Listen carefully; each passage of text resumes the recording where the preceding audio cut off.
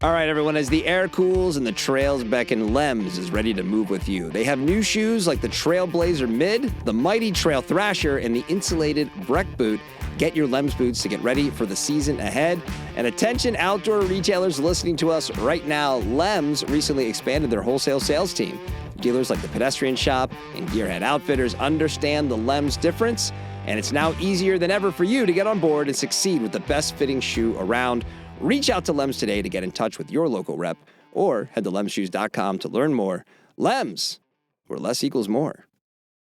Roy Robbins presents the story of the shacket, that sturdy overshirt of adventure. It begins in 19th century France. Indigo was cheap and stains were tough, and workers wore a boxy blue overshirt for utility, which turned out to be pretty comfortable. The look caught on. By the 1970s, post-war overstock had turned overshirts into a new staple with a new name, the shacket. Rugged, versatile, and forever comfortable. Now leave it to Royal Robbins to perfect the shacket. There's a Vista stretchy, breathable, and fleece line for fireside coziness.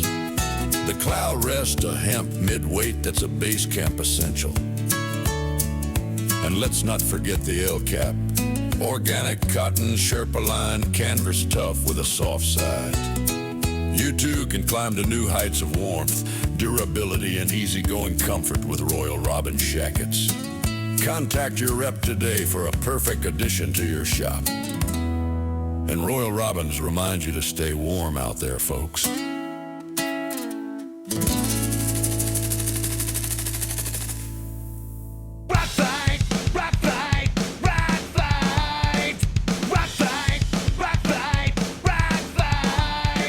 Welcome to the Rock Fight, where we speak our truth, slay sacred cows, and sometimes agree to disagree. This is an outdoor podcast that aims for the head. I'm Colin True, and joining me today, here to announce the creation of their new lineup of winter apparel, it's Eoin Comerford and producer Dave. Ooh. What are you guys thinking? You guys like just classic, insulated stuff? Going to take it to REI? Oh, yeah. Just basically, like a lot of just puffy jackets. I think the world needs some more puffy jackets. Maybe like a really sort of plain shell. Have you considered water column on the shell? I think consumers are very generally concerned with water column. 2020, baby. 2020. Maybe just a soft shell. Just all the stuff that really won't stand out at all in the store. Yeah. I think a good earth-toned vest. Yes. Right? Solid. Yes. Yeah. What's the brand name? The produced consigliere? Like, what's the... I don't know. Wow. You would think the brand guy would have come up with a brand by now, Dave. For the consigliere, it's, let me see here, cannoli. I think The that's cannoli pretty good. outdoor brand. Actually. Wow. Cannoli. I would definitely check out the cannoli. I got to admit. Mm-hmm. That's right. Take the gun, leave the That's cannoli. right. That's right. Well, we are going to talk about another brand that has launched a lineup of winter apparel. But first, here's what's on tap this week. On tap, not on top. On tap here this week on the Rock Fight Podcast Network. Easy. Hey guys, everyone, this is exciting. There's a few times I've said this now, but I think it's the first time I've said this part of the read with Dave and Eoin here. Because are you guys ready to see the Rock Fight live? You can catch me, Shantae Salabert, and of course our own producer Dave and consigliere Eoin Comerford at the running event on Wednesday, December 3rd. We're going to be doing Taking a live over, baby. Take it over. The outdoor industry, we're taking over the running event. We'll be doing a live taping of the Rock Fight in the Training Camp Theater, which is on the Switchback side of the event. If you were at Switchback Spring, you know how much fun we're going to have. I hope we see all of you listening to this in San Antonio. If you weren't coming to the running event before, now you have a reason to. So we hope to see you there. That's right. Mm-hmm. This Thursday, you're also going to get an all-new episode of Gear Abby with the aforementioned Shantae Salabert, who answers all of your burning outdoor questions. So write into her at deargearabby@gmail.com. And then on Friday, come back for our third conversation this week that we recorded at GOA Connect a few weeks ago. Our guest this week is Topo Athletic founder Tony Post. We had Amy Beck last week. Tony Post is this week. They'll have one more conversation after that. And lastly, we want to hear from you. Email us at myrockfight@gmail.com. Are you pissed off at us? You got some rocks to throw back at us? Send us an email, myrockfight@gmail.com. We'll read them on the air and then tell you why you're wrong. Because that's, part of the deal around here. That is what we do. Yeah. All right, guys, we have a lot to get to today, but before we Colin, get... what about the newsletter? What? What about the newsletter? We've never had a newsletter. What are you talking about? Newsletter? What? I did start writing something. As of this recording, not yet sent. How long has it been? Oh, it's In been a minute. theory, A month, there's a easy. newsletter. I stopped promising things in the programming reminders this week, guys. Our weekly / monthly / quarterly newsletter. Yes, when you get it, it was actually now we should just not write anything. Just send an "I'm sorry" email to all of our It's subscribers. really more of the Rock Fight fortune cookie. Like, I think that's really what we're getting at That's a here. good It's idea. one line. It's delivered kind of random. Should we There hand you out go, Rock there you Fight go. fortune cookies at the live event at the running I event? believe we have just figured out our new Patreon effort. It's not a newsletter. It's a one-line fortune. What's it say in there? Keep chucking them rocks. That's right. You are not sustainable. All right, we Yeah. do have a lot to get to today, but before we get into it, we need to do a quick check-in on some trade shows because in addition to GOA Connect, which we all attended, Dave, last week you got to crash the party at Functional. You got the Rock Fight to the Functional Fabric Fair up in Portland. I did, Colin. How'd it go up there? Twice yearly. It's one thing whenever you get ready for the fabric show, there's just the reality. It's just you're going to be inundated with a lot of booths being helmed by single individuals who have kind of both the look of despair and hope on their face at the same time. But Please come this talk to time, what's that? Please come talk to me. Yeah, right. Look, I have to say, walking through the door, first thing, it felt immediately bigger, a little badder, more trims, right? You could definitely feel a little energy. I did talk to some people. Evidently, there were between 20 and 25% more exhibitors, and you could feel it. There was definitely the energy. They changed the layout. A lot more central where people kind of move through kind of central areas and they have their kind of meeting places. Obviously, there's the sustainability themed area and a lot more innovation centers. You could just feel that they were really putting on displays of the different things going on. So I really liked that. It had a much more user friendly feel, and kudos to the team for putting that there. But of course, I ran into the guys who run the Outdoor Recreation Archive at Utah State, Clinton Chase. I always look forward to their displays. They have always cool things going on, and this time they had a cool Wolverine jacket.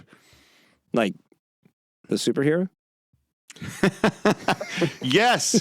Okay. Hugh Jackman was at Functional Fabric? Right. And no, it wasn't the work brand, right? No, it was an actual jacket made of Wolverine fur, a real Wolverine Seriously? jacket. Yeah, the kind that like dogs and PETAs would snarl at you. I can't believe Patagonia is using Wolverine for fur. I can't believe it. That seems, It was kidding, obviously, allegedly. it was obviously a classic jacket. Okay. But they even had this like catalog page that went with it, and it's got this very dapper gentleman in his study smoking a pipe, wearing the Wolverine What fur year is jacket. this from? It's Did you get to see? fantastic. I did, you know what? It had the look of the 50s or 60s in it for sure. So 20th century. Oh yeah. Oh, definitely 20th century, Wow. right? Which did make me think of like when you've got this Jack, how many men they lost farming Wolverine hides because it's not Those things are like no joke. What's the most vicious animal we could raise that's what we get could their do. fur? And it kind of like there's a reason why we didn't have the Wolverine felt era. You know what I mean? It was just like somebody did one and said, "Yeah, we're done." If the That's rock enough fight of that. existed in the 50s, we'd be like, I don't know, guys, that Wolverine That's brand, I don't think they got the juice. Right. I'm bummed we ran out of beavers because these Wolverines, man. Right. So that was cool. Again, always love that. We saw our friends at Life Labs who looked like they had a steady stream of going on. And like I said, it was just really the innovation hubs. They really put a lot more effort in the display and presentation of these small companies that are just kind of doing new things across the board. I kind of like a cluster of experimental science meets craft materials meets fabric swatch. Oh, and when you hear that, we're about to get into some tariff conversations and some bad news from the industry this week. And now these are the people who are shopping at Functional Fabrics are the earliest we're talking about is 2027 products, right, at this point, for the people who are there at this show.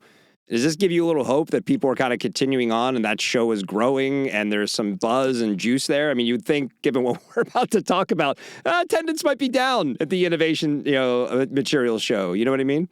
No, I mean, I think people are always looking at materials. Let's face it, materials is a driver a lot of the innovation within our industry. Plus, they're also looking for new sources that are going to help them in their ever-evolving supply chain as they move from China to Cambodia to wherever, Sure, right? And so, like I've got some folks that that are manufacturing in the U.S. here. We're importing from China. Now they're looking to import from Central America, from South America, from Taiwan or whatever, right? So there's people are, I mean, I would say the material supply chain is under more upheaval now than it ever has been. That's a good point. Were the Chinese suppliers like really empty? Like no one's like, nah, we're good. We're good with you guys. There's so many. There's just so many, and rows. It would be hard to fully tell kind of the ebb and flow of people. But there was an energy that was palpable for sure. So I did see a lot of people doing business and hosting meetings and things like that. I didn't necessarily have a counter and kind of see who was doing it. And of course, there's always those areas, those rows that do just seem like a tumbleweed's going to roll through at any moment.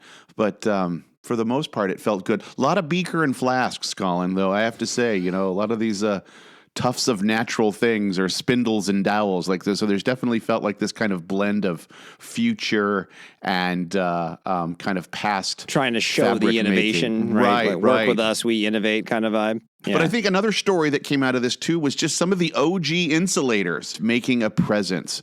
What would the lobby of any self-respecting fabric show be without the inflatable Thermore igloo? Yeah, this is if you know. You've seen this. That's right. I love that thing. I saw it at ISPO last year. Okay, see, that's right. Okay, see, there you go. And, Thermore's been around since 1976. I'm pretty sure that igloo's been around since 1977. Okay. Right? It's been around for a long time.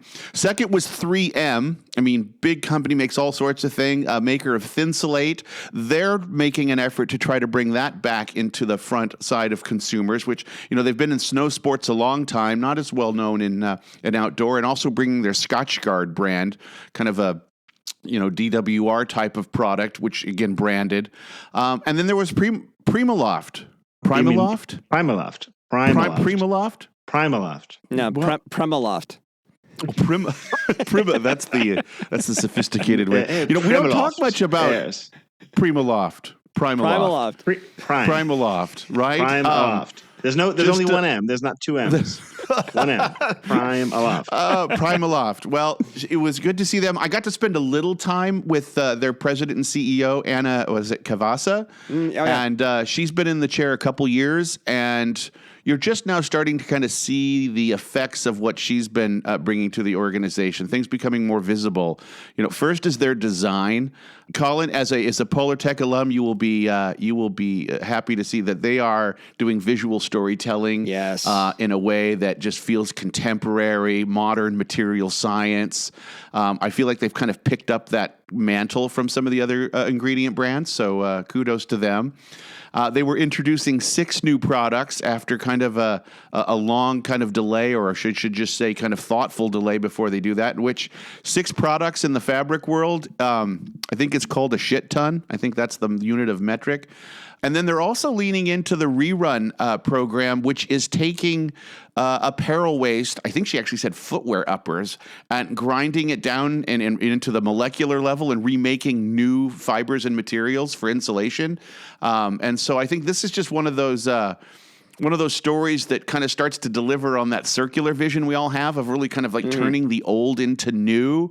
I think being, insulation where structure and all of that has a kind of a place to play in terms of how it traps warmth and all that. There's probably a good spot for them here. But like I said, it was just nice to see them presenting again and definitely leaning into the marketing story, which, I believe that ingredient brands tend to not do as well in terms of being marketing partners for their customers. And Primaloft is doing that. All right, guys, well, it's been a minute since we've had a check-in on Tariff Watch 2025, which we never did a stinger for, so I'm just going to go, dun, 2025, Tariff Watch, it's back. And in that I'm time... hoping it'll be over by the time we make a stinger so we can... We keep hoping for that. That's what we're hoping for. That should be, that's actually it. Well, in the time that we haven't talked about it, we've had a new Trump deal with China, as well as some trends starting to emerge from the outdoor industry that paints a picture of what's to come. So a few weeks back, the Trump administration announced a new deal with China that lowered tariffs to 47%. There have also been deals announced with Switzerland and several countries in South America. I mean, Eoin, is there anything in these deals that's relevant to the outdoor industry that we should probably touch on? The 47% number is a little misleading. That's sort of an overall average. Basically, what they did was they dropped the fentanyl tariffs from 20% to 10%. So fentanyl's now cheaper. Good. It's way cheaper. I mean, really. I mean, it's, yeah. God. Anyway, so that negotiated 30% is now down to 20%, but then you have to layer on top of that the Section 301 and 232 tariffs. So that's where you get to the 47%. Is those other ones. But, hey, it's 10% less, which is a move in the right direction, I would say, for most brands that are still sourcing out of China. And then for the South American thing, I think that's mainly about food.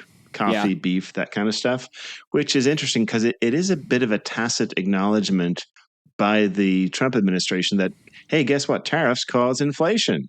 Amazing. I it's know. not even tacit. He admitted as much. Well, no, while denying it. You can't admit that you're wrong.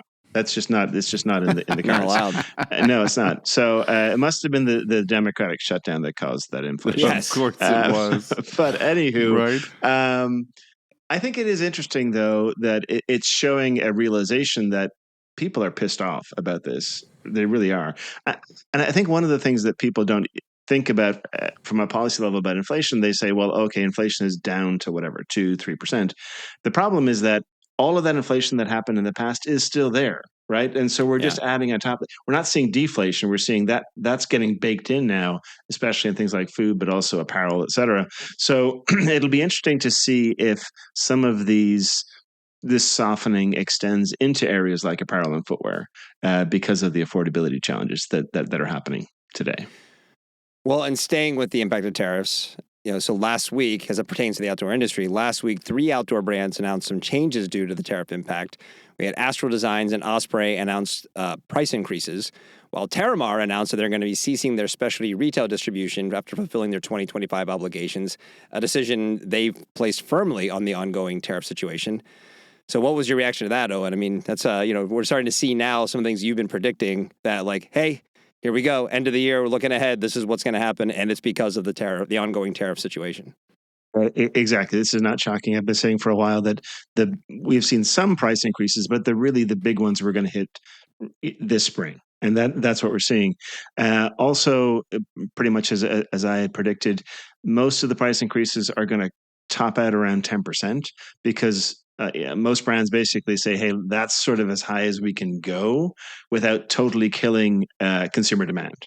The problem is, in most cases, a 10% price increase doesn't offset the tariffs. So brands are having to absorb a pretty big hit there from a profit perspective. And what they're doing is we're seeing layoffs. We're definitely seeing job freezes. We're seeing cuts to marketing and other things to try to offset that internal tariff profit hit. And then we're also seeing changes to things like distribution. In the case of Terramar, they're cutting the specialty, but also we've got some European brands that are either stopping U.S. distribution or actually pulling out of the U.S. market because of the whole tariff situation. While we were at GOA a couple weeks ago, the increase in tariff impact on brands and retailers was a common thread that we heard from both sides, chatting with folks there. You mentioned you've been predicting this for a while. Any updates to those predictions? Anything new that you want to kind of throw out there or you're thinking about as 2025 winds down and we get ready to flip the calendar to a new year? We're rapidly running out of year. It's the middle of November. So how we're looking ahead and starting to see these trends. What are you thinking now? I mean, Q1, as it always is going to be a weather story, right? Weather and clearance is what's going to drive that. The key, as always, is Q2. It's our biggest quarter. Q4 depends on where you are, but it's really the outdoor quarter is Q2. So I think with all these price increases, we're going to see AURs go up in the mid to high single digits. Okay, average unit retails. So that's likely to subdue sales. So I think we're going to see sales that are in the negative, sort of negative to flat or negative, single digit numbers in terms of top line sales. But if you combine that with the increase in AORs, that means that unit sales are likely to be down, double digits, I would say, in Q2, which is going to be pretty rough. And I'm not just sort of pulling this out of the air. I'm hearing this from a lot of brands and retailers who are really cutting their preseason or pulling back on preseason, or were very conservative going into the preseason, because these were most of these preseason orders were placed right in the middle of tariff palooza back in June and July. So yeah, I think it's going to be an interesting Q2. Yeah, we've been a bit of a broken record about this, but again, talking to folks at GOA Connect, if you're a brand and you don't currently have an ATS strategy, get on that, because that is where the retailers are valuing that highly right now with all of the uncertainty. What inventory do you have, and I'm going to buy it when I need it. Yeah. All right, let's move on from that. The next story we have, we'll obviously keep an eye on that, and this story will continue to unfold, and we'll have more to report, I'm sure, in the future as this goes. But the next thing we want to talk about today is, per SGB, last week, Patagonia released their first, quote, impact report, detailing the impact of their, quote, business ownership structure and environmental giving. This is the first thing they've released since they, again, sold the company to the earth in 2022. Eoin, what did you learn about Patagonia looking through this report? As kind of the business nerd here, it was great to see some numbers, because they're a private company, so we don't get to see what their financials are.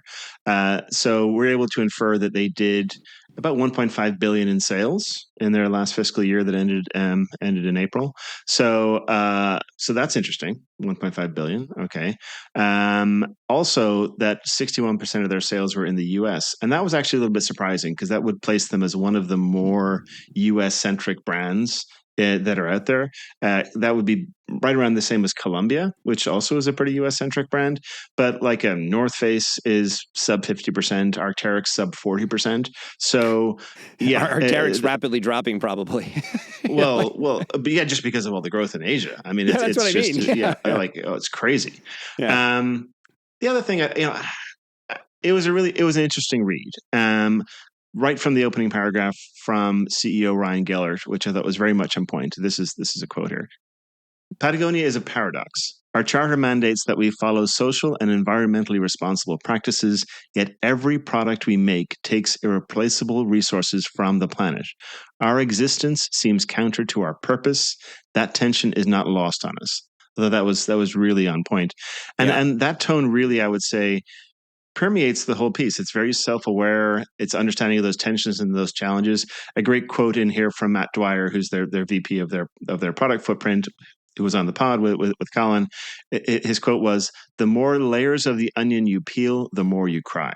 That's very on brand for Patagonia, right? This is what you would expect them to say about being self-reflective on what they do. Sure. Dave, you and I were chatting about there has been some interesting backlash that you observed on the old LinkedIn.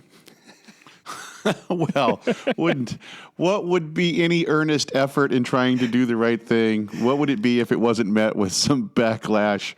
And I think that's, to me, what's notable of this is not so much of all the, like I said, it's kind of a media mea culpa in there, and that which is very on brand. Also too, what did I learn? That nothing they do is sustainable. We knew that, but they know that too, and they want to tell us. I also learned that the planet isn't their only shareholder, that it's actually the Chenard family is still the shareholder, really, that matters in the decision making. But yeah, I think what you see is the kind of two camps of like, look, this is the greatest thing in transparency, and it's they love the tone and like I said, the kind of the self-reflection piece, which is clearly needed. Yeah. But then you've got definitely the greener than thou camp that just is like, oh, this is more. I mean, to the point of calling it greenwashing, or that somehow they've admitted to greenwashing and we've caught them in their admission. Which is ridiculous, because they've been on this. They're the most open on this stuff of anybody, right? And they've had the best greenwashing of anybody else. Let's be clear, okay? Don't buy this jacket. All of that. I mean, I'm going to give them credit just for doing it really well. And I've always find the veracity of some of the criticism of some of our better players to be just kind of baffling, and again, it's like, when we get into these, like, how do we change the system that we're in, which is what Patagonia is trying to do, where a lot of these critiques somehow just kind of want to ignore the system and just put it all on the brand or business. And it just shows that why sometimes the edges of or the activists or the if you if you take extreme positions when it comes to how we can realistically change our operations to further sustainability goals, if you live on the edge of that, you are probably no fun at parties, right? And I think that comes through in your criticism, and it creates this us versus them in a group of people who really have more in common and probably should be working toward a collective goal than fighting back and forth and what's the best transparency tool, or not a victory lap or whatever it is there. No, I agree, Dave. These sort of, I think it's sort of the greener than thou. So that was a great way to describe these folks. Yeah, it's just counterproductive. It's like, okay, so we're going to go after the people who are really trying to do the right thing, right? We're going to go after them even harder than we would against somebody else. It's like there are so many other targets that are rightfully justified of your wrath, but you're going to go after Patagonia? I mean, are they perfect? No. Are they saying they're perfect? No, they're not. And so I just think it's just bullshit. And it's unfortunately very common on the left and in the progressive side to actually go more after the people who don't pass your purity tests than the people who are actually doing all the damage on the other side. It pisses me off, quite frankly.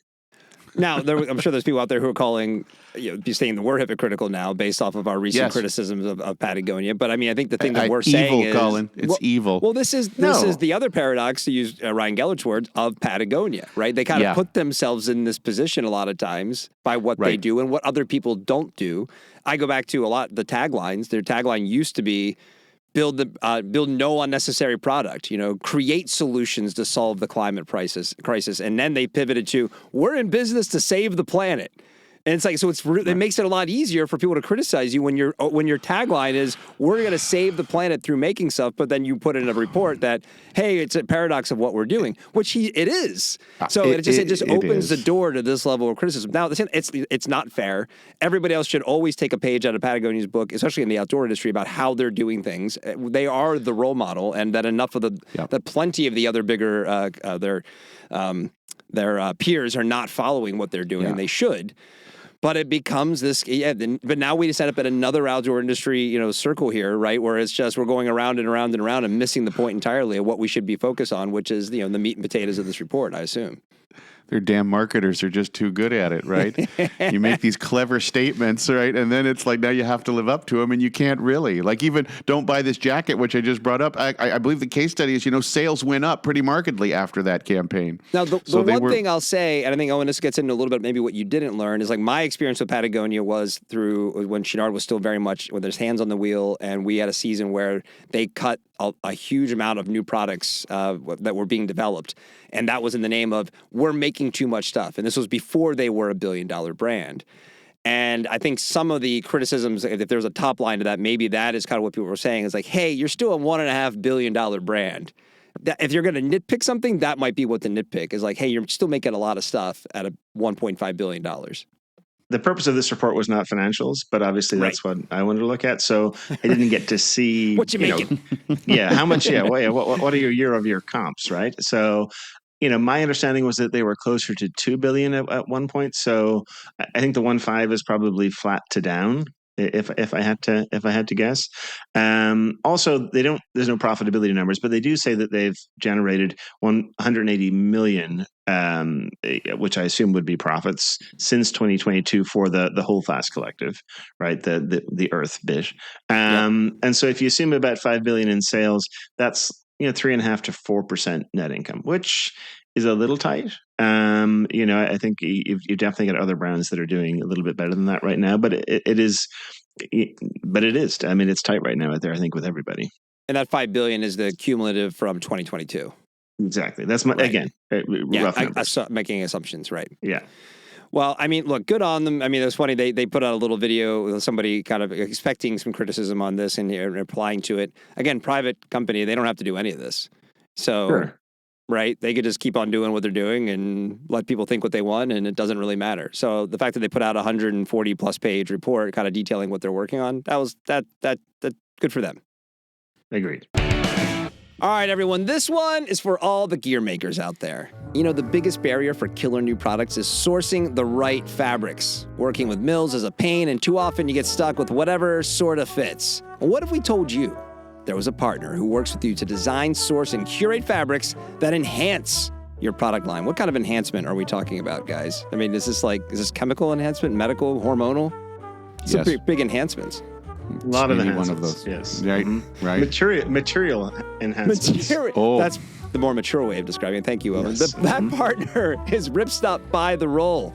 Ripstop by the Roll is your one-stop shop for the perfect fabric solution to your next hit piece of gear. These guys handle the headaches and will work with you to develop or find the right solution from yarn to finished fabric to fit your design. They have the application experts and production partners that make your job easy, from cottage companies on garage-grown gear to 8-figure brands at REI. They've been around and they know what they're doing. Ripstop by the Roll simply wants to help you build the best products. If you're looking to source globally, they can do that. You want to find something domestically? They can do that too. If you're ready to learn more, head to ripstopbytheroll.com to connect today. All right, everybody, Fjallraven isn't here to conquer mountains, tame rivers, or beat the weather. We are here to go slowly, to tread carefully and cherish the visit. And for us, the outdoor experience has never been a race to victory. It's an ongoing journey to create equipment and memories that last for generations to come. The mission is to inspire more people to move with nature, and we do this by developing durable and functional equipment that never goes out of fashion. What we really want is to make it easier for people to enjoy spending time in nature on nature's terms. And now, guys, we can do that because we have Fjallraven stuff with Rockfight logos on it. So we're kind of ahead of everybody, I think. So great. Yeah. And I didn't even know that they had a corporate division. So if you are out there and you're a company and you want to show off your Fjallraven stuff, hit them up. I mean, they do a really nice job. So everybody can do that? That's not special to us? I think they have a much fun. corporate yes, they have a group that will do that for you. Yeah, absolutely. This is our passion. Let's use our vast experience and competence to help more people feel at home in nature, because when they do, they'll take greater care of it. Get started on your Fjallraven journey by heading to fjallraven.com today.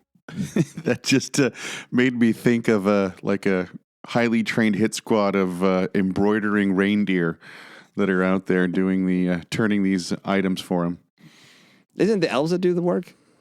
I think it's the elves, yeah. Please, you guys, that's just so dated. You see what reindeer can do these days. All right, guys, let's get into the lightning round. Lightning round. All right, first up in the lightning round. Last week, shares for running brand On jumped 18% after the brand increased its guidance and showed that the U.S. market isn't being hurt by recent tariff-related price increases. Oh, and On is growing in the U.S. and seems to be tariff-proof. How is this even possible? Well, I think, it shows that when you're a hot brand, you can price and people will still buy your stuff. The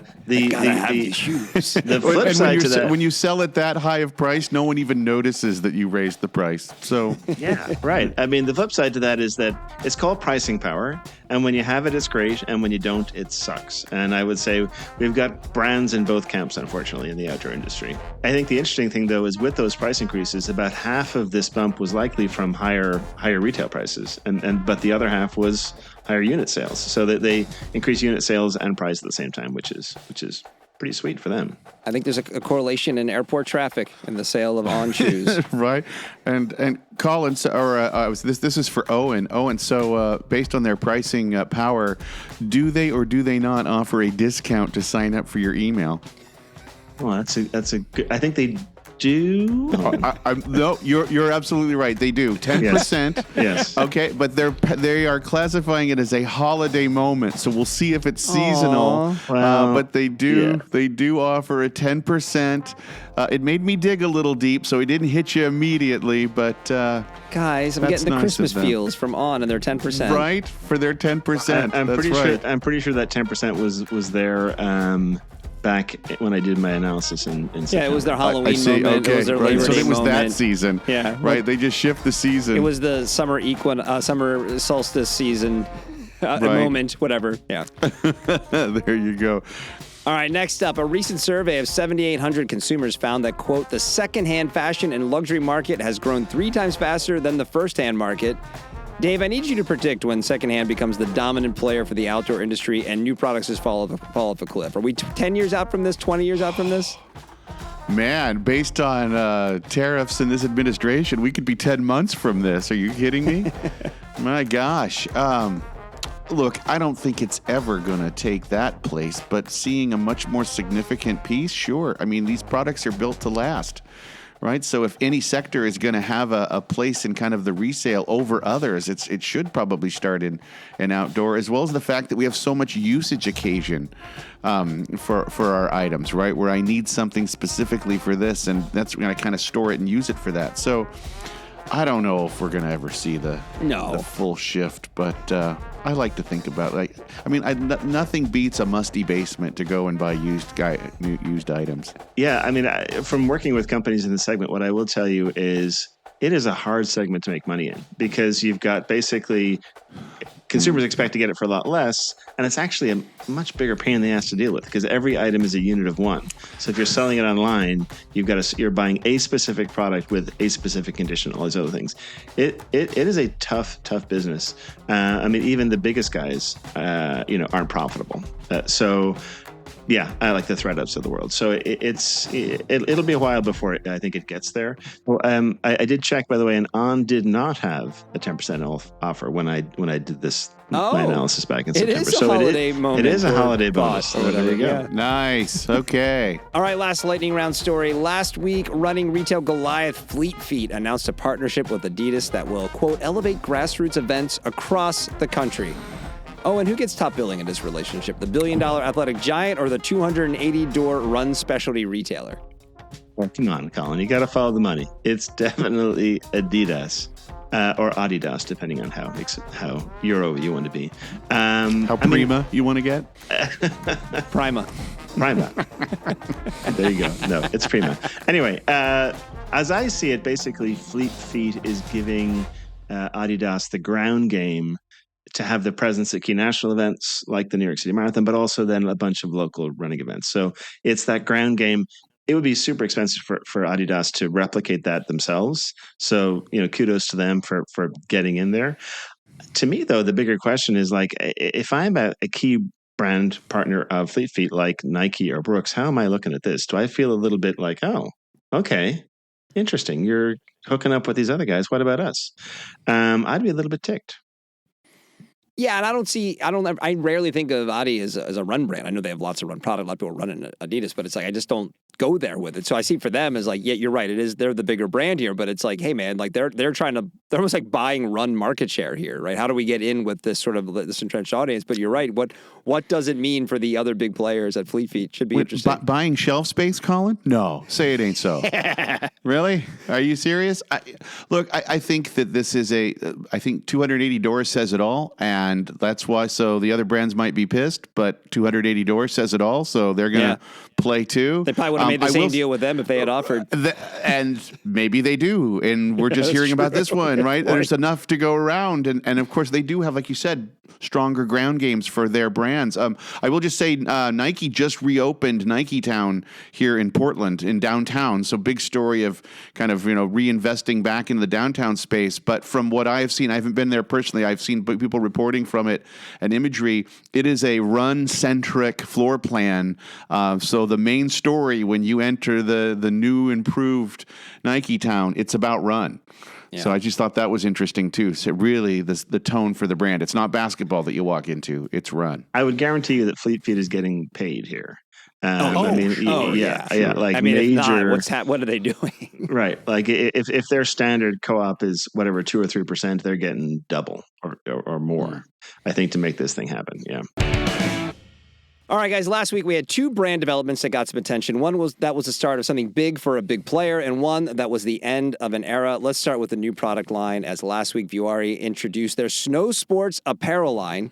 According to unofficialnetworks.com, the new lineup of products is called wait for it, Vuori Snow, is offering a, quote, new perspective on mountain apparel. Because there's a lot of new perspectives to take on mountain apparel. In the 1980s, that would have had a whole different meaning. It might have played out even in the 80s. Dave, thoughts on Vuori Snow? Oh, Colin, it's the product line you didn't need. No, it makes sense. I get, there's I've detected a lot of vitriol out there from the ski industry for, people seeing that move in, and I get it. But Vuori, a brand like Vuori and Snow is also pretty ski industry, if you ask me. I mean, it has long had lifestyle fashion brands make items and gear sold in the boutique. I mean, so they're just following in the path of a lot of even better known fashion brands to play here. Vuori does have a fabric story in my mind in terms of their brand DNA. That's something they do bring. So I would be curious to see what the hand is and what that is, that experience when you get to it. Because there's only so much you can do with your outward-facing fabrics and still have legitimate waterproofness, things like that. So we'll see what they do. But, overall, though, it's very mid. But see, I felt that way about Vuori the whole time. Don't ask me to rate their stock. It's all been very kind of mid. And this didn't look like anything really exciting. And maybe that's what it's. Maybe they're just the height of normcore here, and so that's what this is really going after. I do want to talk about the kind of the clunky launch video. We could talk about some of the specifics there, but before we talk about that, I mean, Owen, do you think can Vuori win here? I mean, the article on the unofficial networks mentions their pretty successful push into brick and mortar retailers, including big chains like REI and Nordstrom. If you're thinking about who that customer is, right? If they're buying the soft gym products and the things they really like the brand, obviously their latest valuation was like $5 billion. They're really becoming known. Can that translate to a winter sports audience? Is there a Vuori winter sports audience that's out there? Well, I mean, certainly, I think because of the fact that they are. I think I said this before, for a number of outdoor specialty retailers, not just the REIs of the world. True specialty, Vuori is their number one or number two brand right now. Right. Okay. Mm-hmm. So they will, I think, definitely get sell-in into those specialty retailers. Now, will they get sell through? I think that's a different question. To me, I don't know, because the whole Vuori story is a fabric story, as Dave mentioned. When you first touched and felt Vuori, that was like, oh, whoa, this is incredible stuff, right? And that was why I think it was super smart for them to they were a brick and mortar brand because they had to be, right? You weren't going to get that online. It doesn't matter how much you spent on a meta ad. It was that initial touch of the fabric that people went, wow. And then it wore well, the drape was good, all these things. So I think from that perspective, how does that translate, though, into a performance fabric, right? I mean, you're not going to get that hand. It's about comfort, and that isn't the story. They're trying to sell a performance story with this product, and I don't know. That's a leap. It's a leap to make, and I'm not sure that the consumers are gonna make that leap personally. No, but they did make the leap, Owen. They have a skier leaping in a backflip in the video. Oh, okay. So, good. Right. Can't you tell? Well, it is interesting on especially the REI front. I wonder if this is a threat more to those kind of niche brands that like an REI may have taken a flyer on, like a Wild Rye or a Scenic or a True Gear or a Fly Low, those kinds of brands. If it's like, well, we're already selling, however many units of Vuori, and people are conditioned to now come here and get that kind of stuff for their gym or running clothes or whatever. Well, now, hey, look, Vuori has it's almost like a house line in a way. It's like now they have a winter apparel line. You can go to REI and get their winter apparel. You're going to come in. Complete the collection, right? Just complete the collection. Here's a seasonal offering. We'll bring a few pieces in and then remove once the weather turns. Yeah, I don't know. I mean, launching performance outerwear, it can be tough. I mean, I think back to the Black Diamond launch back in the day, right? Yeah. And obviously they weren't in apparel, so this was a whole new category for them, so a little bit different. But I mean, talk about a brand that had huge amounts of credibility in this space, had all the distribution you could possibly want. That was a tough go. Yes, it was. I think finally today, I think in their latest results, it came out that apparel is a bright spot now. It's I think it was over 25% of their total. Yeah, 12 years later. 12 years later. And Owen, they made the critical mistake of not having a founder talk about their love of skiing and fabric in their video. That's okay. So Dave, good segue, because like as much as maybe you can make the case for why this might work, then it's like this feels a little like the founder wants it. Based off of the fact that he is front and center in that video. Again, weird video, feels very much like a 2011 Oakley kind of, ski video. Without the thermonuclear protection. Yeah, right. And it's, so I don't know. We'll see, but. We'll see. Look, I think there is that place. I mean, if we talk about the specialty and all that, if I'm them, I'm not even aiming for that. I am just trying to walk that line between core user and lifestyle, boutique buyer and D2C buyer. Like, I'm a Vuori fan. And therefore, now this is going to be my winter version of that because I already have a closet full of stuff, right? That kind of idea. That's there where they can maybe make a play. I mean, they might just have fuck you money and they don't care, but this is an expensive thing with not a lot of pretty guaranteed sure outcome here. Yeah, pretty sure they do. We want to make ski stuff? Yeah. Definitely. We're going to make ski stuff. I feel like there's other categories that definitely would have have made fuck more you money. sense. Yeah. Right. Oh, It's like, 100%. All right. Well, okay. that changes everything. They're on the questionnaire, do you have fuck you money? Yes. Because in that case, Yes, I do. Well, speaking of another brand that has fuck you money, today it's the end of an era for Gore, as the fabric giant announced last week that they would be dropping Gorewear, which was launched as Gore Bikewear in 1985, and eventually launching Gore Running Wear, which then combined to be Gorewear in 2018. So Gore-Tex owner W.O. Gore & Associates is nearly a $5 billion company, most of which consists of products that go beyond what they make for the outdoor industry. So according to an article in road.cc, a letter to retailers stating that, quote, Gore cites economic reasons for this drastic step, which is being announced now after careful consideration and in-depth analysis of long-term prospects. They are now made the decision to cease operations of Gorewear after 40 years. I mean, Dave, this might be a bigger deal for those of us who worked at an ingredient brand at any point. I mean, from your perspective, did Gorewear ever really work as a brand? Look, from kind of me digging around, there was a core audience for this brand. It's not like, been around that long in kind of the spaces. They provided high-end materials at a price that tended to be lower than some of the big, the aspirational brands. So everybody's kind of moving to the high end of those kind of markets, and they offered really capable stuff that was, definitely percentage points cheaper. So they, I think, developed a following. I think from the branded ingredient thing, it's like it doesn't show that the model doesn't work. They were around for 40 years. Yeah. I think it shows that the market has changed and it's a hell of a lot harder to make it today. That's what And even subsisting is just, you have to really want it to do it. They clearly don't.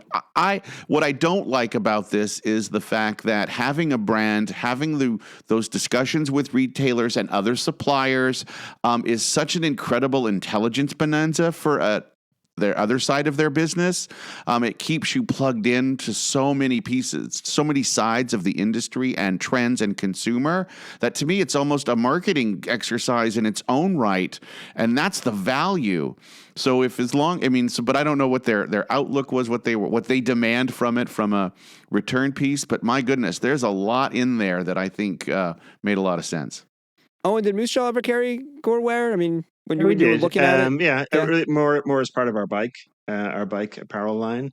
I mean, I don't know. It always felt like a bit of a hobby brand, in terms of That's like, back to my hey, fuck you money comment. Right, exactly. Yeah. And it never did any volume. I mean, as a brand within the industry, I mean, I don't think it did more than $10 million. What about in Europe? Was it? Yeah, again, I'm just talking from my experience in the U.S. market, but it just I totally get why now they're saying we got to cut it, just because I'm sure it was always a loss leader, right? Because the presence was bigger than the actual sales dollars, and so they viewed it as a way to get their latest and greatest materials out there, to experiment, to get consumer feedback, do all these other things, and I think it was just less about moving the product. And as times are getting tough, and as Gore obviously with all the PFAS and all the rest of it is in a tougher spot these days than maybe it was historically. They're saying, well, this is just it's a net negative. We just got to move on. It's time for a party shot. All right, it's time for the parting shot.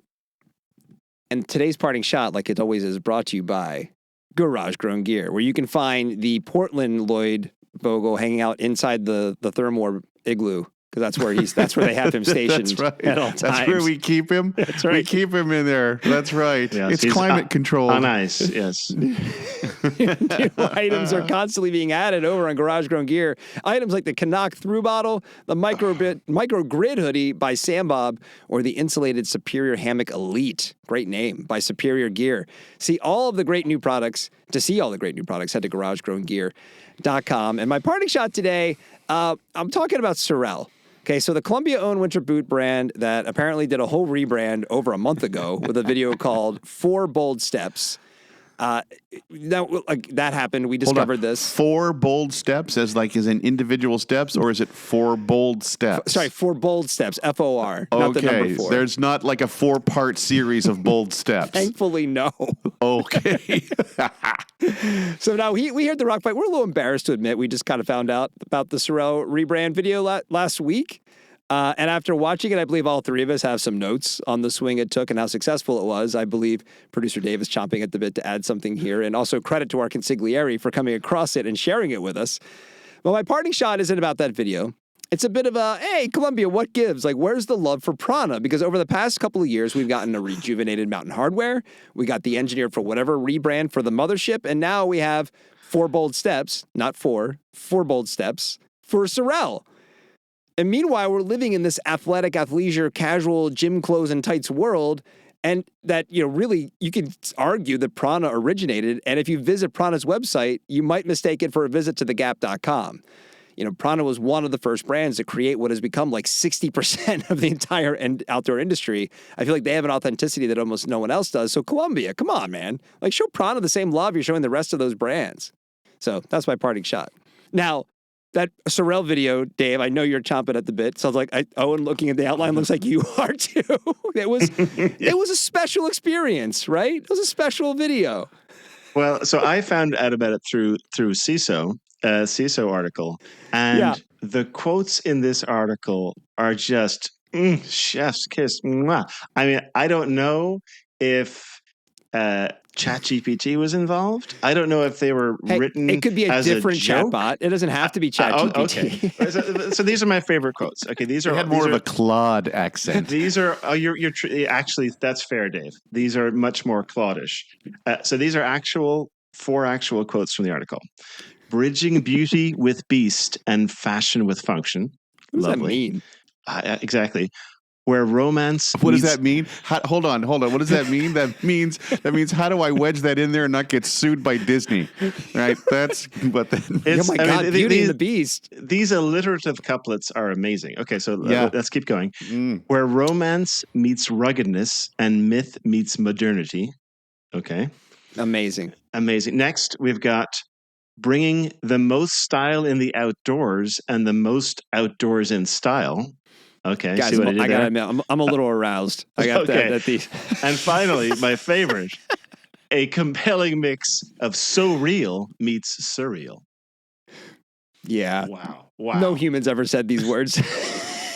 I did not read the press release with the same detail that you did, and I'm a little disappointed. I'm a little disappointed in myself. Fucking amazing. That is just some great shit. I mean, they took a swing. They did. Dave, what did you think of the swing? They took a bold swing. What was it? 4 steps? We've 4 been bold coy steps. around. Were they bold? We haven't Were there really, 4 of them? Actually, really in terms of like the whole what we were calling out the environmental folks. Are we the same here? Are we calling somebody out for trying to step out of the sea of sameness here? Yeah, we are, and we're assholes for it, without a doubt. Because I think if you want, hey, look, it's a swing. They took a swing. How did I describe it? The Matrix meets, what did I say? I saw it as more like the Lion, the Witch, and the Wardrobe, and the most interesting man in the world come together in an Which, by the AI way, concoction. That brief, I'm on board with when it's Sorel, because you think Sorel, you're thinking you're like, winter boots, right? Well, so those that don't know what we're talking about, it's a brand video. It is high on the surrealism. There's a narrative narrator taking us through it. There's a bit of Shackleton kind of, That's what it was. Shackleton meets and the kind Matrix. and bringing you into this world. And there's a polar bear at his feet, right? And like just to bring in the Sorel. And then it's a montage of just highly saturated images, which again, Sorel is known for in their still advertising, their print or their photography, right? They're very photo fashion kind of setup pieces of kind of this this extra world of kind of fashion and climate. And so it's right into that. In fact, when they move to some of the still photos, it feels very Sorel, but then you've just got this storytelling around it, which is really hard to do. It's one of those pieces I can't tell if it's a parody that you want to laugh with, or if it's serious and they mean it, and it's like they just didn't pull it off, right? It's not serious enough, and it's not parody enough, but it is absolutely, you can't not look at it. I mean, there's a little train wreck there, but it is a bold swipe, and I can't, you know what, sometimes you hit it, sometimes you don't, but it's, I love to see that high level, conceptual level of storytelling being tried. Well, considering we're burning all of our equity we have with the Columbia organization right now, if anybody at Sorel wants to kind of clarify, because it's a good point. You could tell me that was like SNL style parody and I just missed it. I interpreted it as like they're being very earnest with this. I think they were watching earnest. it. Yeah, I do too. We just don't know. Don't know. Yeah. Although, I'll tell you what, we're talking about it. We are. And we're not the target. Let's also be that's clear. true. Like, you could be further from the target. So this might be landing with folks, and they're into it. And if they are, awesome. I love that. No, but I agree, Dave. It's like one step away from moody Old Spice commercial. I mean, that's right. Which, I mean, it ends on a pun. It ends on a pun. But after hearing the quotes from the press release, that actually fits, right? It works right in there. So Prana, maybe give us a call first before whoever, Oh, Prana. It is feeling the little stepchild there. All the other brands are getting some attention and some budget. Come on. Go Prana. They have the most authenticity. Maybe they're, well, that's not true. They all have authenticity. They have a great authenticity that they're just not using, yeah. right? They're just not using. Come on, bro, where's the Prana ski line? You can compete with Vuori. That's right. Climb, yoga, ski. All right, that's the show. We want your emails. I definitely really would like some emails about this episode. Please send them to myrockfight@gmail.com. I think we're going to get some. Well, I can't say though. We are going to be lifting that as a tagline. The rock so real meets surreal. It's amazing. All right, The Rock Fight's a production of Rock Fight LLC. Today's episode produced by producer Dave with art direction provided by Sarah Gensert. For Eoin Comerford, I'm Colin True. Thank you for listening. And here to take us out, he doesn't have a ski wear line. Krista makes as the Rock Fight fight song, and he's going to sing it for you right now. We'll see you next time, Rock Fighters. Rock fight.